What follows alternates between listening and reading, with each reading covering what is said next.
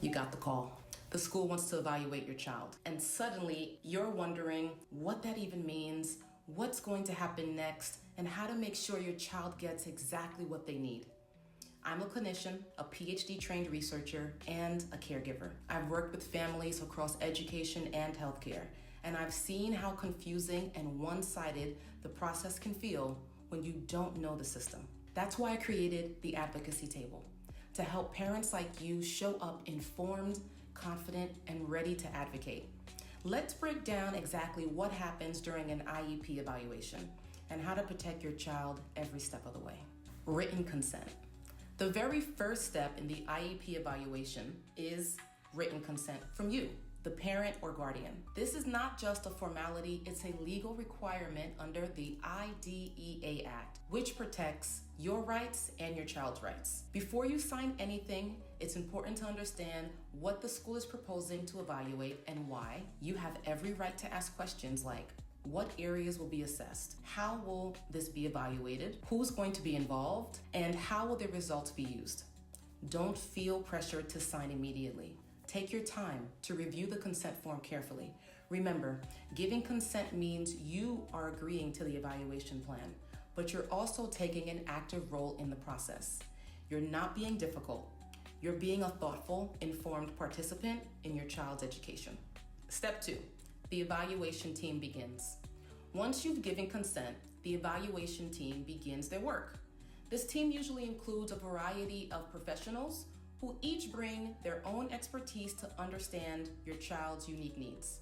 Typically, this includes your child's classroom teacher, who can provide insight into academic performance and classroom behavior. Specialists like a speech-language pathologist, occupational therapist, or physical therapist may be involved if these areas are relevant. And a key player is often the school psychologist. They're like the captain. They coordinate the evaluation process. They integrate all the information and help develop the recommendations. It's important to know that the team doesn't just rely on formal tests. Informal observations, interviews, and even conversations with teachers or staff about your child's behavior, routines, and challenges can become part of the evaluation data. So be mindful about what you share and how. Your input is valuable, but it's also part of the official record. Step 3, the third-party evaluations. Now, not every evaluation requires outside experts, but sometimes the school may determine that a more specialized or independent evaluation is necessary, especially if the child's needs are complex or the school lacks the expertise in a particular area. Consider an audiologist. Many school districts do not have an audiologist on hand, so they may refer out. And also, if you disagree with the school's evaluation results, you also have the right to request an independent educational evaluation, or IEE. This means you can have your child evaluated by a qualified professional outside of the school district, and the school may be required to pay for it. This is a critical parent right that many families don't know about, so I'll dedicate a whole video to explaining how to request an IEE, when it's appropriate, and what to expect. Now, the IEP meeting. After all the evaluations are complete, the school will schedule an IEP meeting. This meeting is where the evaluation team presents their findings and discusses recommendations for your child's educational program. You should receive copies of the evaluation reports well before the meeting, ideally at least a few days in advance. This gives you time to read through the information, process the results, and prepare any questions or concerns you want to raise. If you don't receive the report ahead of time, don't hesitate to ask to reschedule. It's your right to have adequate time to review the materials. Remember, this meeting is a partnership. You're there to collaborate, ask questions, and ensure the plan truly fits your child's needs. You're the expert in your child. You're not being difficult. You're being thorough and protective. Step 5, the IEP document. At the conclusion of the meeting, the team will typically present the draft IEP document for you to review and sign. This document outlines your child's goals, services, accommodations, and supports. It's important to pause before signing. You don't have to sign on the spot. You can say, I'd like a few days to review this document and consult with my advisors or family. Even if you don't have an advocate or expert advisor yet, you are entitled to this time. Also, pay close attention to the start date for services listed in the IEP. Services are supposed to begin by that date.